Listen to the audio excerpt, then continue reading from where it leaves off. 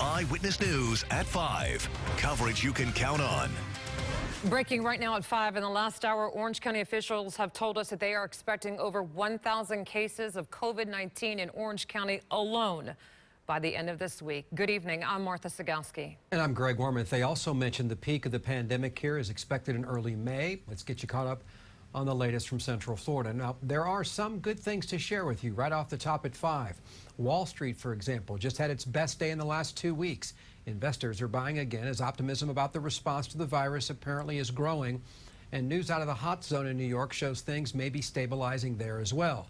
On the other side, a sober milestone today. The number of deaths has passed 10,000 nationwide. According to the Florida Department of Health, the total number of COVID-19 cases in our state sits at 13,324. So far, 236 people have died. And now let's take a closer look at Central Florida. Most cases are still in Orange County with 744. Osceola County is reporting 239 cases. Seminole is at 194, Volusia 151, Lake 104, Brevard has 88, Sumter County is at 80, Marion County has 53, and Flagler County, Martha, is reporting 32 cases. And Greg, we have a live look right now at the White House, where we are expecting to hear from the very latest from the coronavirus task force up at the White House. We're going to be hearing from them at any moment. We're going to be hearing from President Trump, and just as soon as it starts, we are going to bring it to you live. Greg. The governor of Florida, meantime, announced upgrades to the unemployment system today. More workers are trained to answer calls, and 72 new servers are online. But even the governor says that is just not enough and knows more will have to be done. Channel 9's Shannon Butler has more about online filing that's already been completed, and people still don't have their money, Shannon. No, they don't. We checked with a woman that I interviewed weeks ago. She had applied for unemployment exactly 3 weeks ago. She has not received any money, and now the union that represents her and a lot of hospitality workers here in Central Florida says they want to make sure that these employees or these workers get what they deserve, and they want retroactive pay from the day they actually filed. To be able to complete it. We first interviewed Lynn Reback on March 26. She had filed for unemployment on March 15th when her hours were cut at Ruby Tuesdays at the Orlando International Airport. It took her 3 days to file. She was fully laid off on March 20th, and now she and thousands of Central Florida hospitality workers sit and wait for the money to come in. I have not spoken to one single person yet who has received a check. Nobody. It's very frustrating. That was because of the delay in processing. There weren't enough workers to process those applications.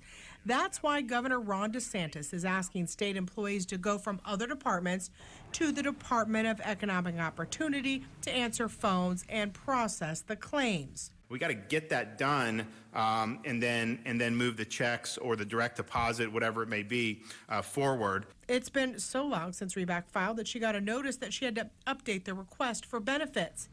The head of DEO nor the governor have rolled out a timeline for when workers could see their first paycheck, adding more and more anxiety to their process. I have 5 kids at my house that I'm responsible for providing this roof over their heads and making sure that things get kept afloat, and it's frightening. It's very scary times.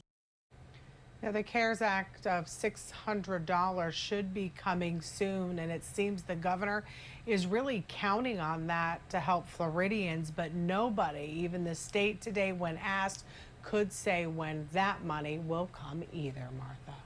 Shannon, thank you. And Florida's slow and fractured response to the unemployment problems is leading for bipartisan calls for an investigation. Political reporter Christopher Heath took those concerns to the head of the state's auditing committee. And here's his report.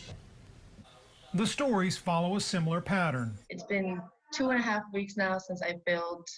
None of us has seen a penny. Workers like Alejandra Vega Matthew out of work, and the state unemployment system they paid into absent. We are basically lost right now.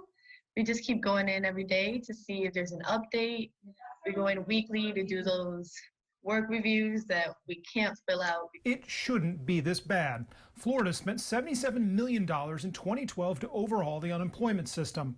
Now, leading lawmakers want to know where that money went and what went wrong. I think there's going to be no shortage of individuals looking into the DEO. Senator Jeff Brandeis is the chair of the state's Joint Legislative Auditing Committee. I think the legislature is probably going to have multiple committee hearings on this issue and kind of what went wrong. While those hearings may fix the problems going forward, lawmakers say right now the push must be to get cash into the pockets of unemployed Floridians as fast as possible so people like Alejandra can pay their bills. When there is an audit of the Department of Economic Opportunity's unemployment system, it won't be the first. In fact, the system was audited in March of 2019, with auditors finding 17 problems, some of which had been around since the inception of the site in 2013. Reporting from Orlando, Christopher Heath, Channel 9 Eyewitness News.